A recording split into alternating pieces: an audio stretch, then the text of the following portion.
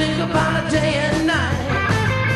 I feel like a king, oh yeah. And baby, can't help but stare. Such a rush, baby. Ladies and gentlemen, you're listening to Viva ENT. This is Johnny the Capo. I'm live on the air in Seattle, and I'm here with my co-host, Mr. Brad Buckles. Mr. Brad Buckles. Good afternoon. Yes, fresh from his trip from Europe. And my excellent producer, Mr. This is Eric C.C. Ryder. Good afternoon, gentlemen. Good afternoon, good afternoon, good afternoon. Mr. C.C. Ryder, how you doing? Doing great. Beautiful day. It is a fantastic For day. at least these 15 minutes. It's clear. It's clear out there, that's for sure. You know, we're on the 5th floor of the T-Mobile building. Is that what this building's called? No. No, what is it called? It's called Newport Tower. Newport Tower. Yeah. Okay, good. At least I know now. But So, it's by T-Mobile. It's on the corner of T-Mobile. Okay, so Yeah, they lease a lot of space in the see. buildings around here. I think a lot of people think that it's the T-Mobile building, maybe. That's fine. Yeah, That works. I like Newport Tower. Really, it kind of sounds classy. Yes. Was And it that's Hel- what this show is. Always, right? Very classy. Let's talk about today's show. You know, we've been extremely lucky to have these wonderful, legendary producers on our shows lately. You know, we had a tribute to Snuff Garrett. A couple weeks ago, we had Buzz Cason, who I had no idea how huge that guy was. And he really huge, Buzz Cason. And then, we've had Mike Stoller. And now today we have another great producer from the 60s era and right on up through the latter years too. And his name is Tony Moon, and he's responsible for the Vogues hits, 5 O'Clock World, which we might play a little snippet of shortly, and You're the One, and a collaboration with the Beatles. That's what I'm excited about. I'm not sure what it is, Brad. It's the Beatles. I understand that, but That's what the Beatles are all about. well, I was so excited when I saw the name the Beatles because, of course, we're all Beatles fans here, of course.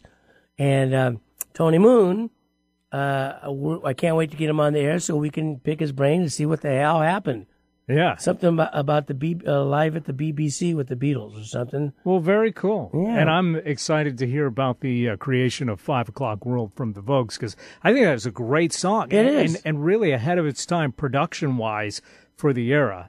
I mean, there's like all kinds of soundscapes happening in there, so multiple layers, Yeah, and, to tell you the truth, you hit the nail right on the head there because it was actually kind of pre-hippie, pre-love-in, that era, but it set the tone for that era Oh, definitely. with the little guitar licks and the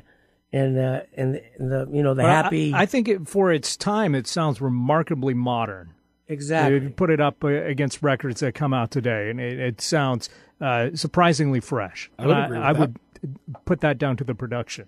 I got to agree with you 100% because I was listening to it today, and I actually listened to it about 3 times in a row. I don't know why, because it's such a catchy little thing. Mm-hmm. And with the acoustic guitar in the background and whatever other instrumentation they were using, it was really exactly like you said. Well, it was well written, for one. Yeah. I mean, it's a good song. I'd say. So, 5 O'Clock World, smash hit. And then, of course, we're going to have Tony Moon on the show, and he's going to tell us all about his wonderful, illustrious career in the business. And will we have rock and roll historian Jerry Osborne joining us for that interview? Mr. As we usually Osborne, do? our talent coordinator, Excellent. rock and roll historian. Everything that he does, he will be on the half hour. And I do want to talk a little bit about the Grammys. Now, Brad was in Europe. He didn't see the Grammys. Eric missed the Grammys. But here's what happened. We all know that, Eric, I've been harping on the radio for the last 3 or 4 months about this. the top 40 singers, rather it's mostly male vocalists that are doing it. But I noticed that Adele kind of does it too. And I'm just wondering what the heck's going on in pop music. Because it's almost like, and Justin Bieber was on the show, on the Grammys, and actually he did a good job, and I got no beef with the guy. But he used the same, and I'm not talking about auto-tune, tone, or whatever it is. What is it, auto-tune? Auto-tune. Auto-tune. I'm not talking about auto-tune. I'm talking about the phrasing that these singers are using.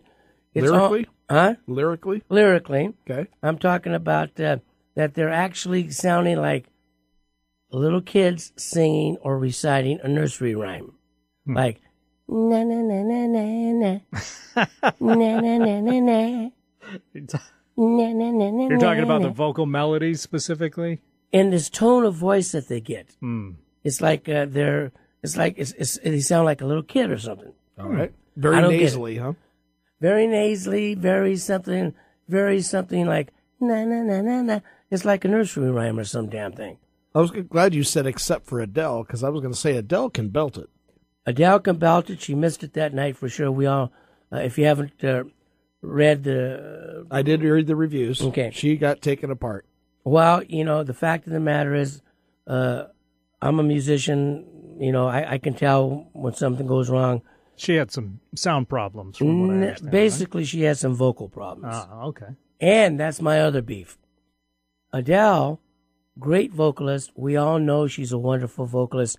We all know she's the most popular female vocalist other than Taylor Swift out there, probably. Or, she's a big star. She's a big thing right now, Adele. But the song that she sang was a collaboration with Bruno Mars. And the production when she sang it was overproduced. She didn't have to belt out every single word. There is a lot of over-singing going on. Over-singing. I agree with that. Yeah. So we all know she can belt it out. Yeah. We all know she can sing like a queen. But this particular song, there was no reason to belt it out consistently. Not every line needs to be to the rafters. Exactly. So it backfired her on that night because it wasn't the microphone cutting out and it wasn't the piano player playing too loud. It was the fact that... maybe she was just anxious. Maybe she was nervous. Well, that could be. And she's human. Sure. And she's a great vocalist. And but the fact of the matter is the production, in my view, and this is, of course, my view only, was overdone, and she's striving to hit notes live at the Grammys, and she was off. And it's as simple as that. I'll jump in on that. I've always found it very interesting the last several years during the national anthem at sporting events that you can't find an artist who can just sing the dang lyrics. Sing the damn song. And, this isn't like a one-time thing. This has happened now for 4 or 5 different artists. Yeah. Whether it be at the Super Bowl or whether it be at a national playoff game or something. Mm-hmm. They just flat out mess up the lyrics. Yeah.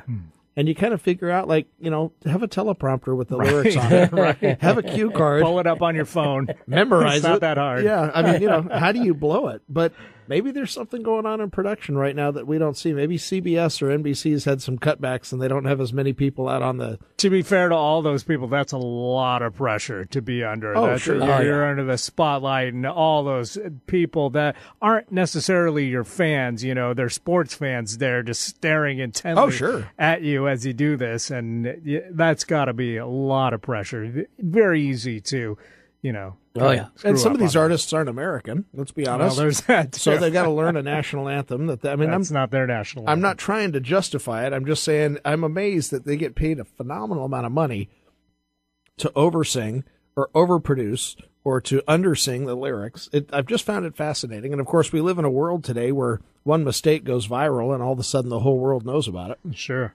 Now, back to the Grammys real quick. Did you guys, I'm taking a look at the winners list right now, and to me it doesn't look like there was any big upsets. Do you guys think that the people won were A, the people that deserved to win, and B, the people that you expected to win? Well, actually, I'm not sure who won all the categories, but Taylor Swift is a great artist. Yeah, and she won Album of the Year. Okay. For 1989, which was probably the biggest album of 2015. Yeah, it definitely rocked. I mean, it hit all the charts. Yeah, tours and everything. I got no beef with Taylor Swift. She sings. She's not singing in that thing that I'm talking about. Yes, she is, but that's my opinion. Well, but she deserved the Grammy. She does show restraint, I think, in her vocals. She's not like, as you said, belting every line out. Right. But also, anyway, she's a great talent, and I'm sure she deserves that award. Mm-hmm. Now, who was the other winners? So Uptown Funk Record of the Year. Absolutely. I'll take that. Absolutely. It looks like Thinking Out Loud from Ed Sheeran took Song of the Year. Cool. Bad Blood from Taylor Swift took Best Music Video. Cool. To Pimp a Butterfly, Best Rap Album from Kendrick Lamar. There, I got a beef with that now. You got a beef with that? Well, think there was a better rap album last year? I really don't know rap, so I was going to say, you're going to have to come up with the answers to who it should be. No, I don't have an answer. But I will comment on Kendrick Lamar's performance at the Grammys. It was political. It was racial. It was I don't know if racial is the right word, but it is the some of the lyrics where you're trying to repress my people, you're trying to end my culture, and I don't get it. I just don't get why artists that are as famous and popular like that have to get into the political side of things. And I'll say this because is he just making money and thriving off of people maybe of his culture that are less fortunate than him by trying to antagonize him, get him excited about those issues? And here he is, a millionaire, and he's trying to get people shook up. Well, I guess that's one way to look at it. It's market share. Another way to look at it might be that he's trying to give voice to people that are historically underrepresented in the media and in American culture. Yeah. With all the police things and all that stuff, I think pop artists should stay away from the political stuff and just put out good music. That's my opinion. Okay. Well, I think rap music has a, regardless of how you feel about rap music, has a history of addressing social issues. That's kind of how it started, wasn't it? It was kind of the voice of the street. Some of it, definitely. So Meghan Trainor, Best New Artist. Disagree. She's all about that bass. What do you guys think on that? Well, I'm not a fan. Well, so which Best New Artist do you think might have won? The song is a great song. I just don't care for her. I mean, It just seems like nothing against her personally. I just think she's one of kind of many of the Hit Factory kind of thing. She doesn't. She's not unique. She doesn't look different. She doesn't bring something to the table that 10 other artists couldn't be. I'm not a fan. My vote would have went to Courtney Barnett. I'm not sure if you're familiar with her, but Australian singer-songwriter, very smart, very clever lyrics, catchy songs. Unique. She's got a unique sound. Absolutely unique. And I kind of feel like Meghan Trainor had her moment in the sun with her big hit, but I don't know if she's got the staying power. I will disagree. I will eat that if I'm wrong. Ed Sheeran, I can say, for example, Ed Sheeran, when he first came out, I thought, I don't know, but he was unique. He had an interesting sound, and he's come back with several hits. Yeah. But Meghan Trainor, to me, is a flash band. Yeah, maybe, as they used to say, a one-hit wonder. One-hit wonder, yep. She's nothing against her personally. I just look at it and kind of go, that's a processed. Next. Ed Sheeran, I like Ed Sheeran, but I wish he would just comb his hair.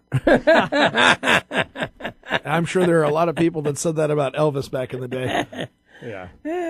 But he's got a unique look. He's got he's got a great style, yep. a great voice. I guess we should hear a word from our sponsors so we can keep ourselves on the air, you think? Yeah, because we got on the half hour, we have Tony Moon coming on with Jerry Osborne. And then I do want to get back and talk a little bit about the upcoming Wedding Expo in Tacoma in April. And if we have a moment, I'd like to talk about Brad's trip. What do you think about that, Brad? Hey. Okay, man. I like it.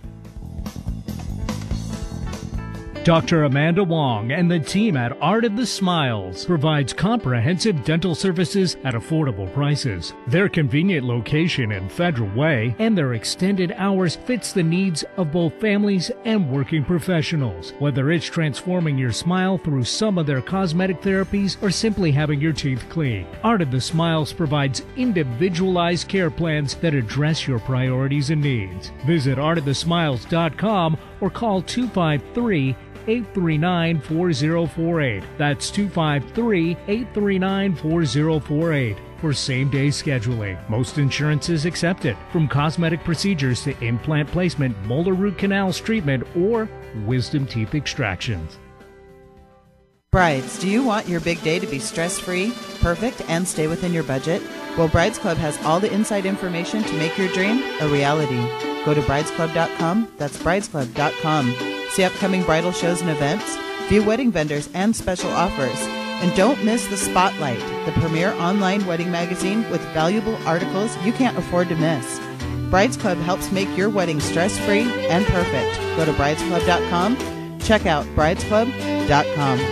Attention business owners. Experience a new world of business with barter. The Saturn Barter Company, located in Tacoma, is one of the most beneficial business decisions you can make. Using Saturn Barter, you are able to sell your products or services to other members of the exchange. You can then use that credit you've built up from your sales to purchase the products or services you or your company needs from other companies within Saturn Barter, all without the use of cash. Contact and join Saturn Barter Club today, 253-212-9930, or online at saturnbarter.com.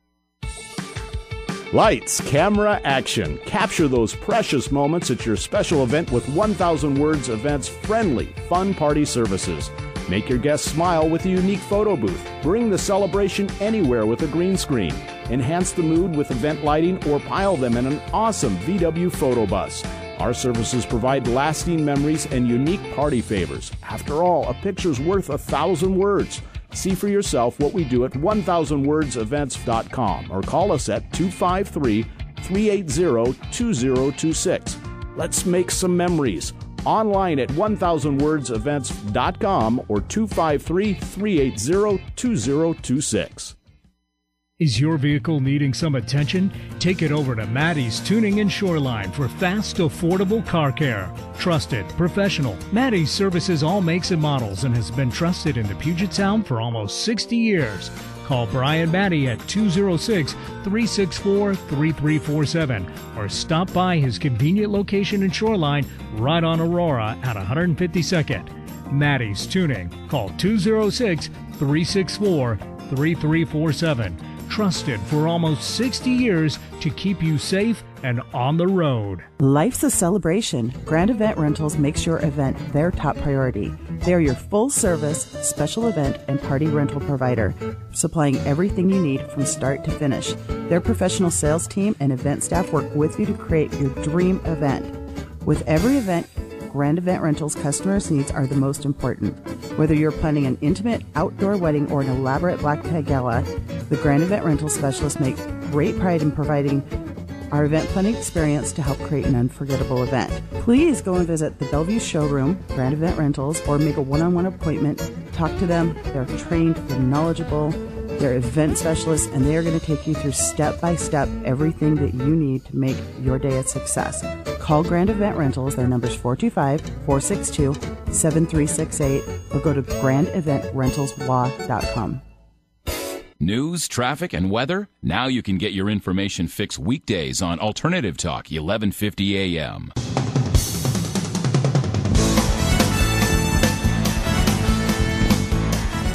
Ladies and gentlemen, we're back. You're listening to Viva ENT. This is Johnny the Capo I'm here in the studio with my co-host, Mr. Brad Buckles. And my producer, Eric C.C. Ryder. All right, the gang is all here. So now I want to talk real quick because we have Tony Moon coming on the half hour. So, or pretty close to that, something like that. Brad, let's talk about the Tacoma show in April. There is so much going on about that. Yeah. The Tacoma show, first should start by saying it's April 2nd and 3rd at the Tacoma Dome. That's correct. All tickets and information is available at bridesclub.com. Very cool. Now that we've got that out of the way, the spring show it's in its 10th year.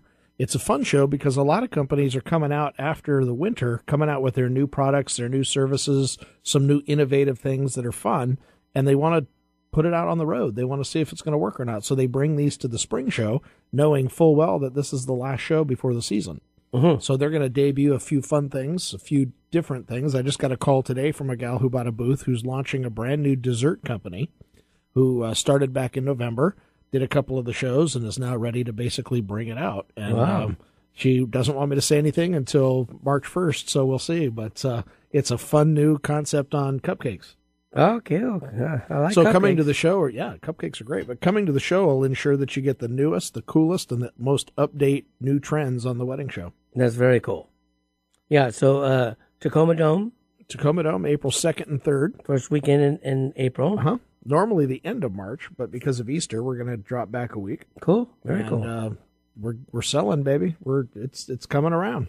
And I just want to let our listeners know that my company, Viva Productions, and the website is viva-productions.com. We have wedding DJ, wedding photography, and limousine service. So if you haven't booked your DJ or photographer for this upcoming season or 2017, please give us a call at 206-542-5733. There you go. Talk to me personally, and I'll take care of you. I'll make you a deal you can't refuse. Now, do we have time to talk about your trip to Europe? Boy, I guess so. I just got home. Literally, it was a fantastic 2-week trip over to Europe. We went over to Paris for a week. I expanded my musical horizons by going to see Il Seville de Barbarie. Okay. Which is the musical? The opera. Right. It was a fantastic opera. A lot of the music you would recognize from the Looney Tunes, as played on by Bugs Bunny and what have you. Right. And it's actually a fantastic opera. I was surprised how much of it I could follow in French, but it was incredible. I've never been to an opera. I was surprised at how much it held my attention for about 3 hours. Man, oh man. It is good, too. I could not believe how modern and how well performed the opera was. I've never been to an opera. I never thought I would, but I was with Heather, and Heather insisted that I take her, and I'm better off musically for it. Well, I've never been to an opera, but I would love to go. And I got an open mind to it, and I like the idea. So wow. I'm going to have to... next time Seattle has an opera, I'm going. All right, there you go. What about... I was really impressed. And then we went over to Berlin for a week and sat around and listened to upcoming new Berlin music, which is very electronic. Uh-huh. If you like EDM or you like any of that electronica type music, Berlin has got a lot of it. I was surprised at how much, and wow. it's fascinating. It's not exactly my style, mm-hmm. but you could definitely follow a certain rhythm to it. You could certainly see the writing and how it's developed. The projection. Yep. I enjoyed it. I bought a few CDs and been following a few new artists and see how that develops. But Berlin is a brand new country for those of you who haven't been there. Of course, after the Second World War, there wasn't much left. Correct.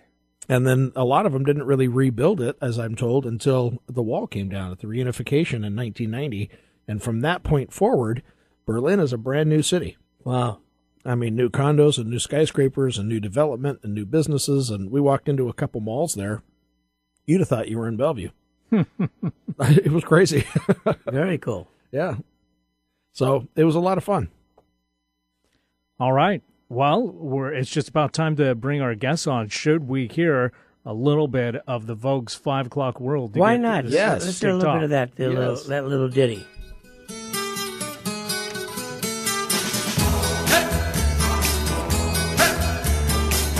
Every morning just to keep a job, I gotta fight my way through the hustle hustle and mob. Sounds of the city pounding in my brain, while another day goes down the drain. Yeah, yeah. But it's a 5 o'clock world when the whistle blows.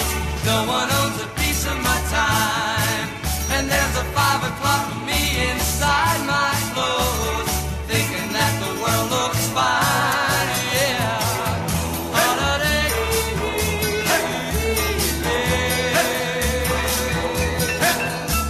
Trading my time for the pay I get, living on money that I ain't made yet.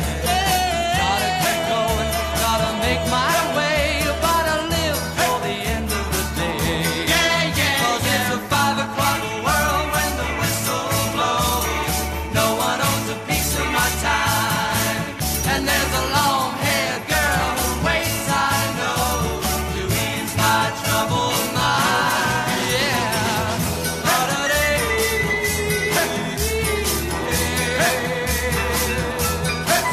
In the shelter of her arms, everything's okay. She talks and the world knows slip her away. And I know the reason I can still go on when every other reason is gone. In my 5 o'clock world, she waits for me. Nothing else matters at all. Cause every time my baby smiles at me, I know that it's all worthwhile.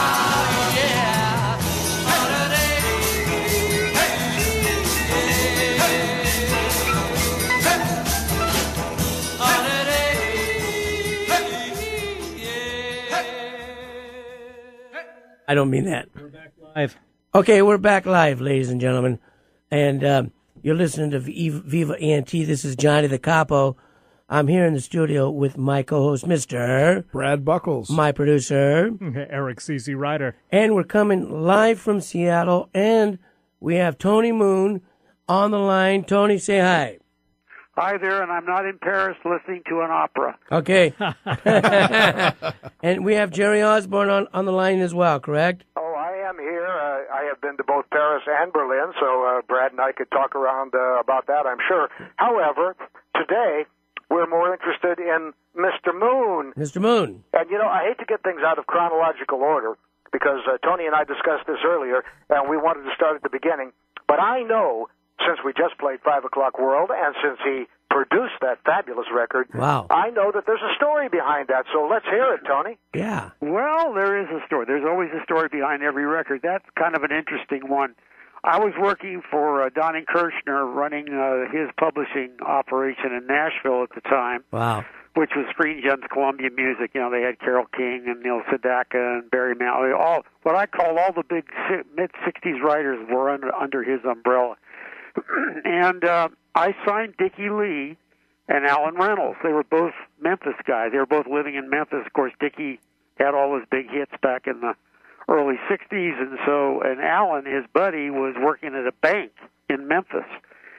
And I signed them both as writers because I loved the material that they were writing. And making a long story short, I would bring Alan up from Memphis to do demonstration records of his new stuff, which I did. And one of the songs on a demo that I had done was 5 O'Clock World with Alan singing. He always sang on all of his songs. He was a pretty damn good singer.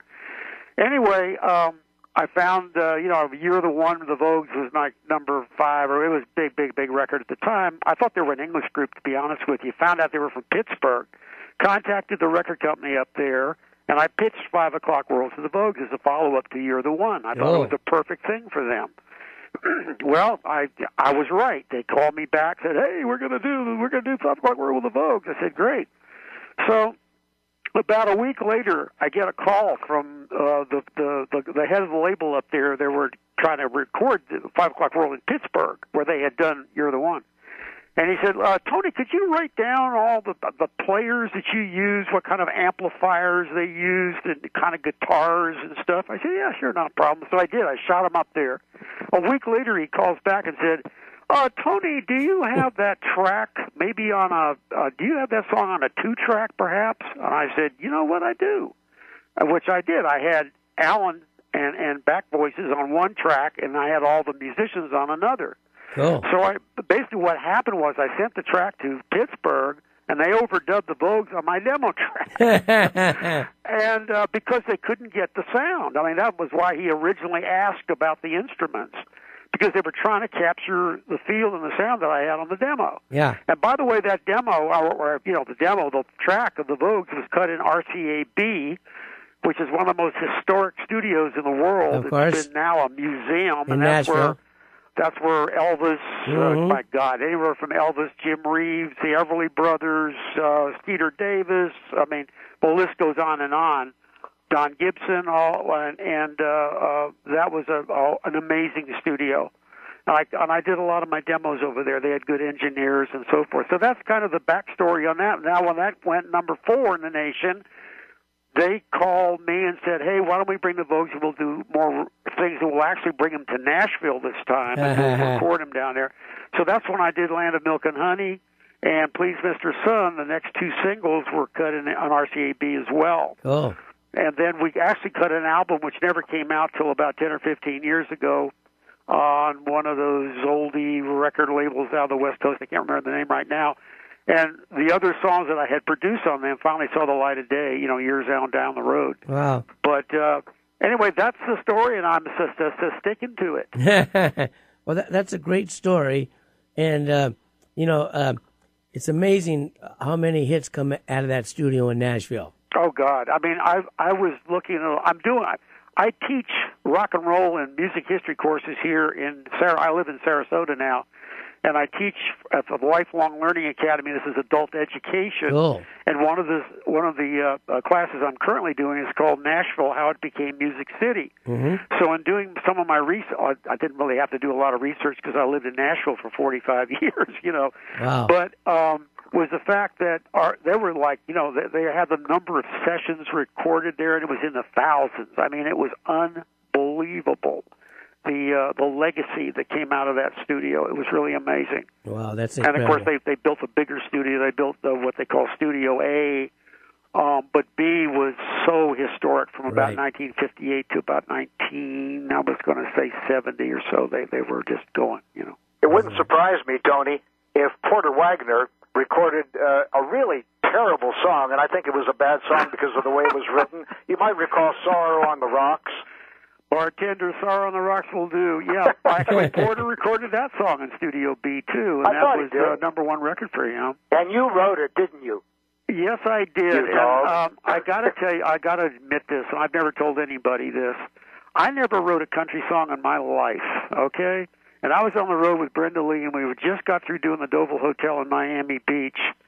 And we were driving back up. Back then, they weren't the interstates, I think we were on 41 or something like that.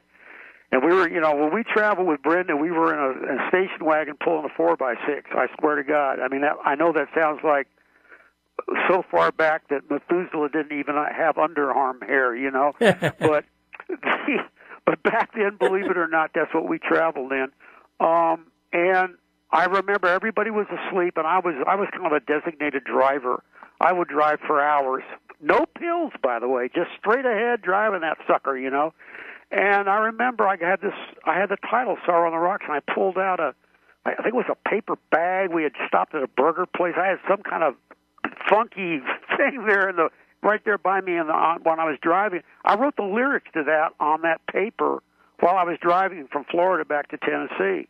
Man. And didn't demo it till about 1.5 years or 2 years later, and the rest is history. Now, actually, Porter held that doggone song for about 8 or 9 months. He never did cut it, and I didn't know whether he was going to do it. And finally, somebody said, "Porter, cut your song." I went, "Yeah, sure." He's had the damn thing for a year, but he did. And it came out, and it was a big hit. But that was also a studio RCA-B record. And fantastic. First country song. Now, here's the deal. Here's the weirdness about it. It was the first country song I ever wrote, and it goes to number 1. Wow. I'm going, ooh, man. Boy, that was easy. Beginner's luck. And then I didn't have another. That won a BMI award, and I didn't have another award like that for till 10 years later. In '74, there's a guy named Bobby G. Rice. If you're not a country fan, you don't know who that is. But he had a huge hit called "You Lay So Easy on My Mind," and I wrote the follow-up to that called "You Give Me You." And that was a big award winner. That went top 5, and that was in 74, which is 10 years down the road. Wow. Last month we had Buzz Cason on the show, and you and Buzz were partners, and you wrote a lot of songs together. But I think one in particular is going to be of interest to our fellow co-host here, because before we got on, they were talking about, gee, what did he ever do that had something to do with the Beatles? Well, let's talk about Soldier of Love. I was just going to say. Interesting song. Buzz Cason always said the real swanky-danky part of Nashville is Belmead. It's kind of like the Beverly Hills of Nashville is Belmead. And I was renting a little small, kind of a little, I want to say an outhouse, and that's not what it was. But it was one of those little separate houses out in Belmead. And we wrote that there and buzzed kids about that because the first guy to record that was Arthur Alexander, a black singer from Muscle Shoals. And so when Buzz goes on stage and he does Soldier of Love, he said, this is the only rhythm and blues hit that was ever recorded, rather written in Belmead, Tennessee. Because everybody assumes that, man, you got to live in the inner city to write all that type of stuff. But Arthur Alexander was the first guy to record that. It was a wonderful song. Yeah. It was weird. Now you talk about a backstory to that sucker. It was unbelievable, and I'm going to make this as short as I can without leaving. I want to just hit the big chunks in the stew. But Arthur recorded that. Turned out to be a B-side. Well, that's fine. The other side went on, I think, top 20, top 30, whatever. And then, Jerry, you brought up the fact that about 3 years later on Smash Records, there was another cover of that, which I'd practically forgotten about. Grady Lloyd. What was the guy's name? Huh? Grady Lloyd. He was a dude from Georgia somewhere, and he had it out. I had no idea till this afternoon. Jerry was telling me all these stations that were playing that record. Top 10. I wish I'd known that then. And then here's what happened. Unbeknownst to us in Nashville, we did not know the Beatles even knew about that song until the mid-'70s. Really? I swear to God, we didn't know about it. I had a friend of mine who lives in Pennsylvania. She's a country singer, Linda K. Lance. And she called me one night and said, do you know that the Beatles recorded Soldier of Love? And I said, what? What are you talking about? She said, yeah, I'm sitting here with a record collector, and he's got a 45 record, a bootleg, that's got Clarabella on one side and Soldier of Love on the other. I said, are you serious? She said, yes. I said, well, where the hell did you get that? I mean, this is like 20 years down. This is what now, about 15 years down the road. And she said, well, a guy came over to me and played the Arthur Alexander cut and said, I want to play one of my favorite R&B songs of the 60s. And he plays Arthur Alexander. And she said, oh, I know the guy that wrote that song, Tony Moon and Buzz Cason. And he said, do you really know those guys? And she said, yeah. Oh, well, listen to this. And he plays this 45 for her. And she says, who the hell's that? Sounds like John Lennon. He said, that's exactly who it is. So that's why she called me. So I immediately called Buzz Cason, and he didn't know anything about it either. I mean, this is like, so we get all excited, even get away with and we're going, hell, that thing will never see the light of day. It'll never come out. I mean, here it is. It was recorded, while it was live on the BBC. The BBC owns the tapes. That means the English government owns the tapes. Gotcha. The Beatles were in a $25 million lawsuit with Capitol Records at the time. And, in order for any of that stuff to come out, it had to have all 4 Beatles to say, yes, we'll release it. Of course, John Lennon had died by then. Wow. So that means that Yoko Ono, the biggest squirrel in the world, would have to say, yeah, that's fine with me. I love this guy. I love this guy already. And so we knew there was one chance in a million it would come out. Then all of a sudden, I'm booking a band in Florida. They come back and said, you ever know this guy named Marshall Crenshaw? I said, yeah, he's on Warner Brothers. He said, well, you've got a song on that album. I said, yeah, Soldier of Love. I said, well, maybe another song with the same title. I don't know who the hell Marshall Crenshaw is. Turns out it was, and you know why he recorded? I finally met him years down the road, and he told me, he said, well, I played John Lennon on Broadway in Beatlemania, which he did. You see, he's a kid from Detroit. Right. Marshall Crenshaw is phenomenal. And Crenshaw said, I love that song. It's the only cover I put on my album. And, of course, he played John Lennon. John Lennon sang the original thing. And then it finally comes out, in rolling the clock way ahead. It comes out in what it was in '94 or '95, and they just got re-released, remastered, re-released, and all that to Christmas, not this Christmas, but the Christmas before, like in 2000. I want to say 13 or something. Kind of an amazing story, but here's the deal: it's always been a beast. How could I forget Pearl Jam cutting the doggone thing? I was going to bring that up. Yeah, here in Seattle, that's kind of a big deal. I mean, here's a song that's never been a hit, okay? And live at the BBC, I don't know if you know this or not, Capitol Records figured they'd move about 600,000 on that thing.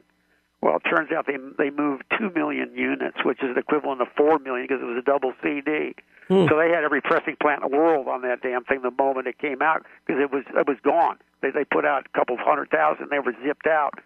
And then Eddie Vedder in a sound check does Soldier of Love, and I don't know if you guys know this or not, but Pearl Jam would put out a special 45, like a colored vinyl 45 for their fan club every Christmas, and they would put out a song every year of something that that they don't have in their album, something weird, And the Christmas of 2000 or 2001, they put out Last Kiss and Soldier of Love as a fan club item, pressed up 25,000 records and sent them out as a gift to their fan club. Wow. Some DJ got a hold of Last Kiss. Next thing we know, we got Sony calling us for a license for Soldier of Love for Pearl Jam. I'm going, what? Wait a minute. This is like weird, And, because the thing just took off. And they, the DJ called Epic and said, you guys better put this record out. I know it's a DJ. I mean, it's a fan club deal, but you better put this sucker out. The phones are ringing off the wall for this song. So that thing ends up selling about 900,000 records. It was the biggest single Pearl Jam ever had. Wow. And again, guess what it was, guys? A B-side. But anyway, so that song, I mean, it's just like the cat with 9 lives. But it never wins the best of show in a feline competition. Now, you know what I'm saying? It's always a bridesmaid. It's never been a bride. Is that the same song that Donny Osmond did? No. Okay. No, that's a different song. Okay. And there's another Soldier of Love. Well, Soldier of Love by Sade. There's one called Soldier of Love by Sade as well. Well, Tony, don't forget to tell our friends how surprised you were when you heard the title, Soldier of Love, because that wasn't the way you wrote it. Oh, God. Jerry, I've forgotten all about that. The original title of that song was called Lay Down Your Arms. Right, if you've ever heard the song, it's going, that's what the title should be, for God's sake. Because that's the opening line of the chorus. Lay down your arms and surrender to me. For some strange reason, don't try forgetting who it was, maybe the producer, somebody. Oh, I think we're going to change the title to Soldier of Love. Do you guys have any problem with that? Well, no, I guess not. Going to be an Arthur Alexander. No, I guess not. He's coming off of You Better Move On. No, okay, cool, man. Go ahead, And here's one that you don't know about, Jerry. When Dot first pressed the damn record, it was called Soldiers with an S of Love. Oh, boy. Yeah, not only did they change the name, but they changed it wrong from what they changed it to. Incredible. And then the subsequent pressings after that, I think it went down to the singular again. But, Jerry, when you brought that up earlier, I'd forgotten all about that. So you heard the Donny Osmond version? Huh? You heard the Donny Osmond version? And then yeah, but so many years ago, I don't even remember if it's the same. It's probably the same idea, I would guess, but I don't remember. I remember completely different song. Completely different song. Completely different song, yeah.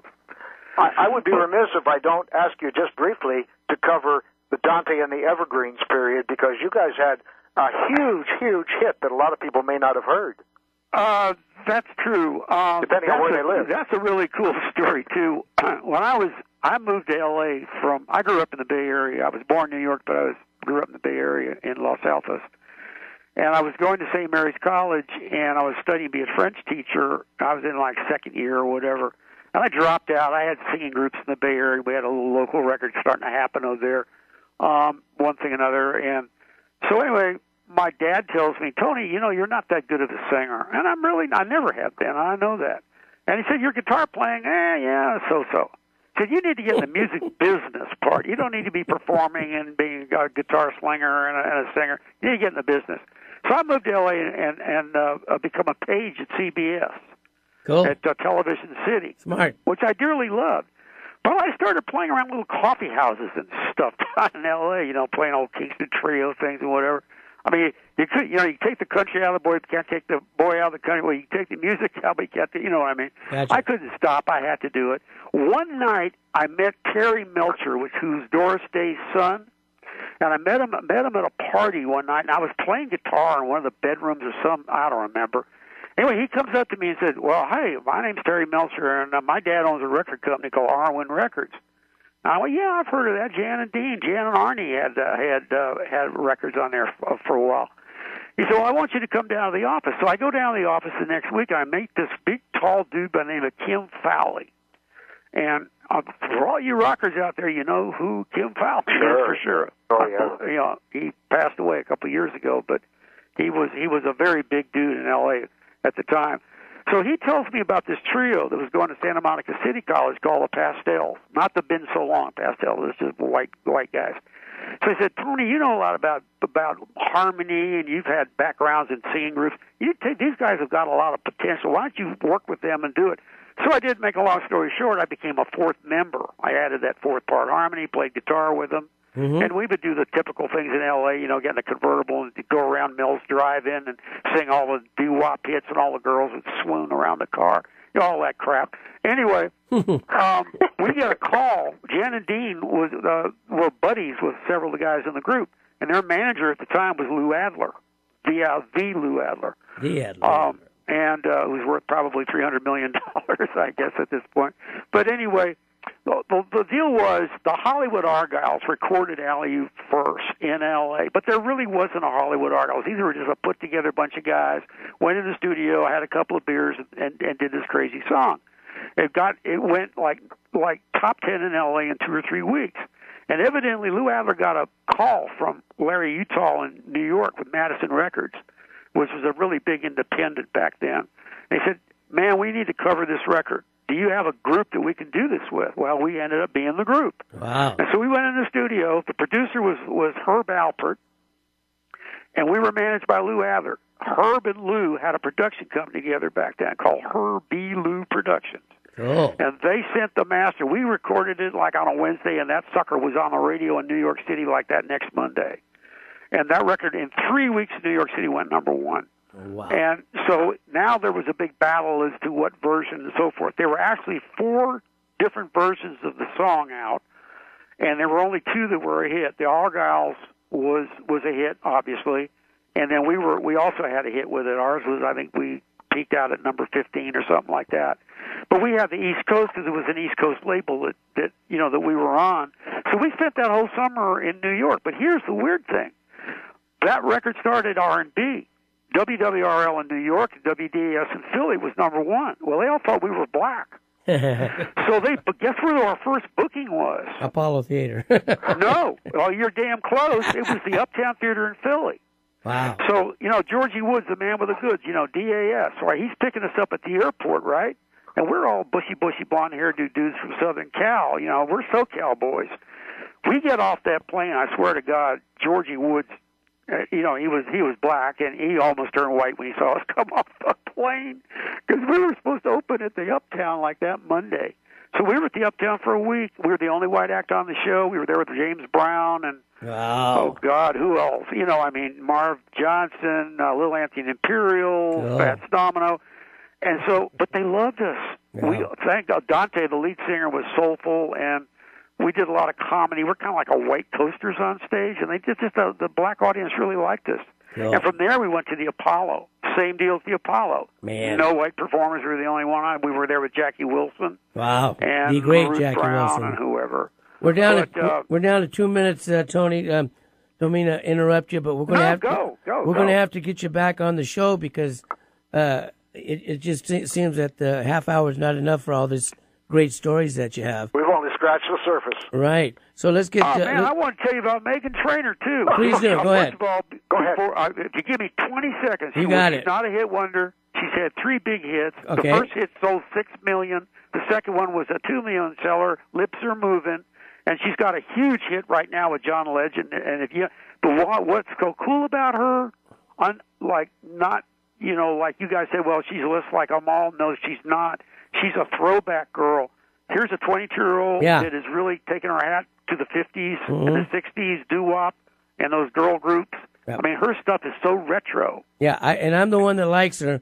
I'm Johnny the Capo. I'm the host of the show. You're my co-host, but your buddy doesn't, right? My co-host Brad is not a big fan. I'm Brad. I am not a fan. But oh God, you got to be a fan. And I think she's so good for the business. I think I like her. Very good for the business. I think I liked her because of everything that you just said. I see that and quality. Also her hip measurements are about 38. She's not a Christina Aguilera guy. No, she's not. We're gonna have to say goodbye, Tony. Thank you for being on the show, Jerry. Oh, listen, anything, buddy. Loud. Talk about them weddings. Okay, man. All right. We'll talk soon. Bye-bye. Jerry, who's on next week? Next week, we haven't decided yet. It's going to be a surprise. Okay, great. Thank you for getting Tony on the show. Thanks for being on the show. And ladies and gentlemen, we'll see you next week. You're listening to Viva ENT. On behalf of Brad Buckles, Eric C.C. Ryder, this is Johnny the Capo. You're listening to Viva ENT live from Seattle. We'll dig you now and see you later because you're fine. Sweet potato. Sweet potato, baby.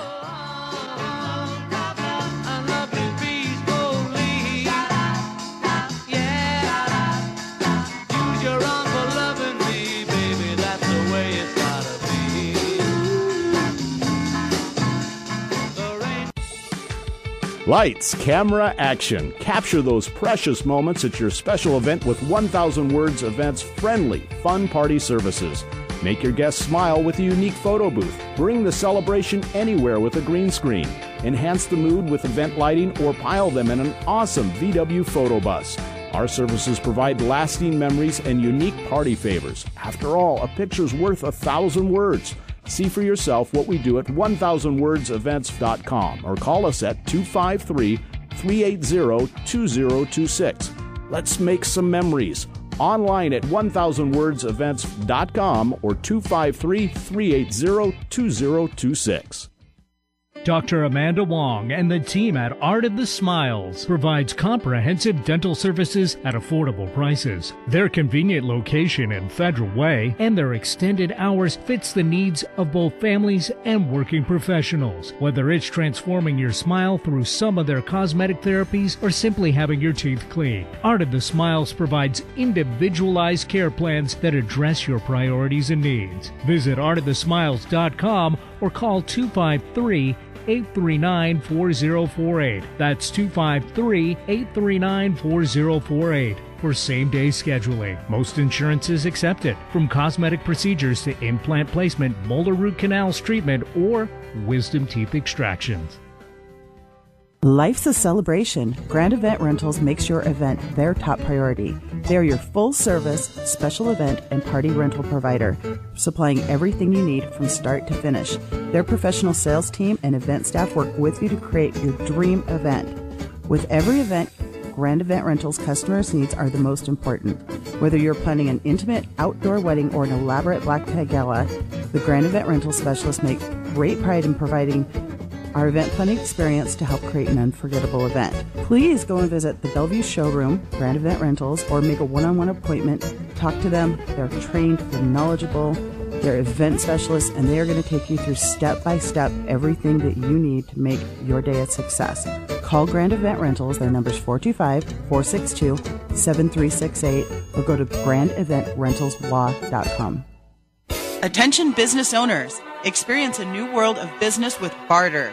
The Saturn Barter Company, located in Tacoma, is one of the most beneficial business decisions you can make. Using Saturn Barter, you are able to sell your products or services to other members of the exchange.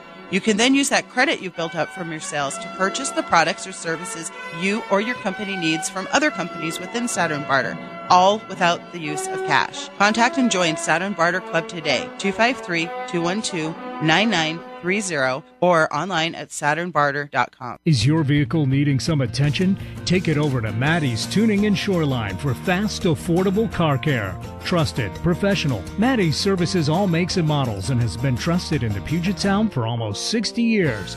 Call Brian Maddie at 206-364-3347 or stop by his convenient location in Shoreline right on Aurora at 152nd. Maddie's Tuning. Call 206-364-3347. Trusted for almost 60 years to keep you safe and on the road. Brides, do you want your big day to be stress-free, perfect, and stay within your budget? Well, Brides Club has all the inside information to make your dream a reality. Go to bridesclub.com. That's bridesclub.com. See upcoming bridal shows and events, view wedding vendors and special offers. And don't miss The Spotlight, the premier online wedding magazine with valuable articles you can't afford to miss.